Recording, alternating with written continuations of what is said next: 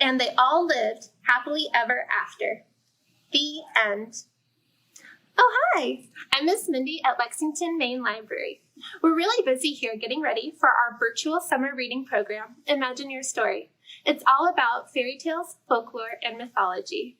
So I wanted to share some of my favorite young adult fairy tale retellings with you all to get you as excited as we are.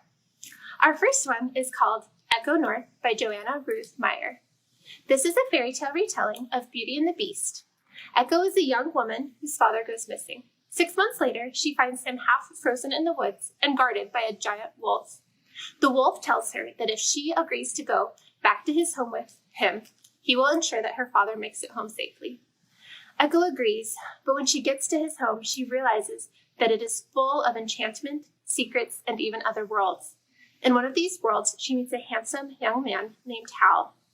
But the house is literally ripping apart at the seams, and Echo realizes that it's up to her to save the castle, the wolf, Hal, and herself.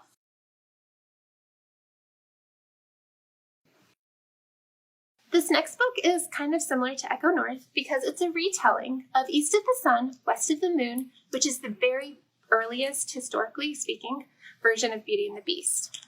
This book, Sun and Moon, Ice and Snow, is written by Jessica Day George. It tells the story of Lass, a young woman who can speak to animals. One snowy night, a giant polar bear wanders into Lass's family's home and promises her that if she comes with him, he will ensure that her family is taken care of and will even become rich. Lass agrees and travels far across the frozen lands to his home.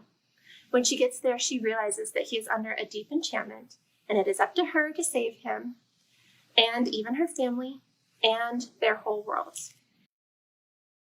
I think that one thing that's really fun about this book is that Jessica Day George has a lot of other great fairy tale retellings, all of which kind of have a fun little twist. In Princesses of the Midnight Ball, which is a fairy tale retelling of the 12 Dancing Princesses, the hero is a soldier who knits. All right, I have time for one more book that I want to share with you. This is Fairest by Gail Carson Levine, the author of Ella Enchanted. It's a Snow White retelling, and our heroine, Aza, is kind of interesting because in her world, she's not considered very beautiful. She and her family own an inn, and one day, a rich duchess comes to the inn on her way to the capital for the royal wedding. The duchess's companion falls ill, and she hires Aza to come with her.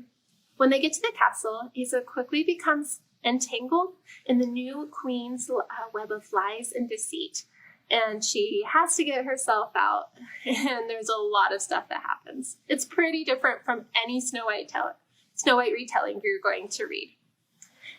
This book is also available as an e-audiobook on Overdrive, which I highly recommend checking out.